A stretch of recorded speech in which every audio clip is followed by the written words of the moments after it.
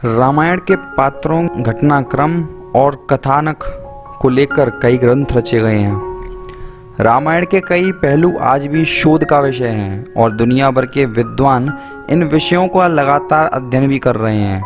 इन विषयों में से एक विषय है सीता और रावण के संबंध का।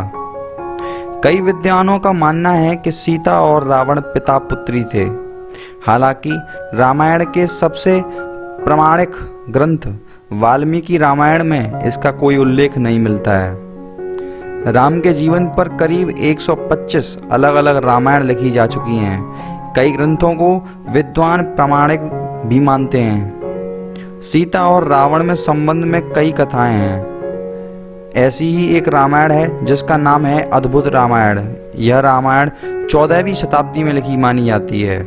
यह मूलतः कथानक न होकर दो प्रमुख ऋषियों वाल्मीकि और भारद्वाज ऋषि के बीच की वार्तालाप है। इस रामायण में यह उल्लेख है कि सीता का जन्म मंदोदरी के गर्भ से हुआ था। इस रामायण में पूरे घटनाक्रम का उल्लेख भी है, जिसमें रावण एक स्थान पर कहता है कि अगर मैं अनजाने में भी अपनी ही कन्या को स्वीकार करूं तो मेरा नाश हो जाए।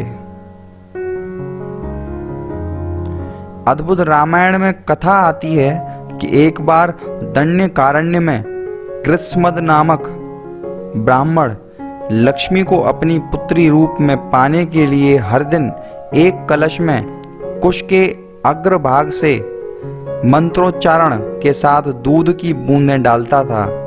एक दिन उसकी अनुपस्थिति में रावण वहां पहुंचा और ऋषियों का रक्त उसी कलश में एकत्र कर लंका ले आया।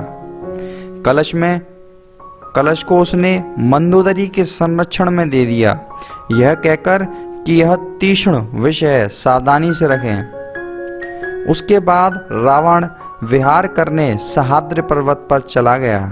रावण की उपेक्षा से दुखी होकर मंदोदरी ने आत्महत्या की इच्छा की और जहर समझकर उस घड़े में भरा वह रक्त पी लिया। इससे अनजाने में ही मंदोदरी गर्भवती हो गईं। उन्होंने सोचा मेरे पति मेरे पास नहीं है, ऐसे में जब उन्हें इस बात का पता चलेगा तो वह क्या सोचेंगे कि इस बीच मेरा किसी और पुरुष के साथ संसर्ग हो गया है।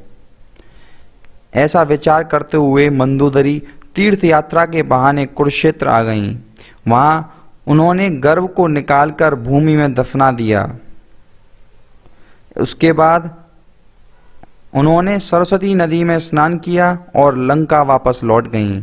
धरती में गड़ा हुआ यही भ्रूण परिपक्व होकर सीता के रूप में प्रकट हुआ, जो हल चलाते समय मिथिला के राजा जनक को प्राप्त हुआ था।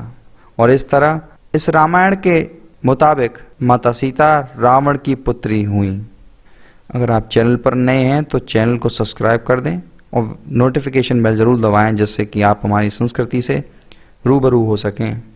और इस वीडियो को शेयर करना बिल्कुल ना भूलें, जिससे हमारे भटके हुए भारतीयों को हमारी संस्कृति की ओर रुझा सकें।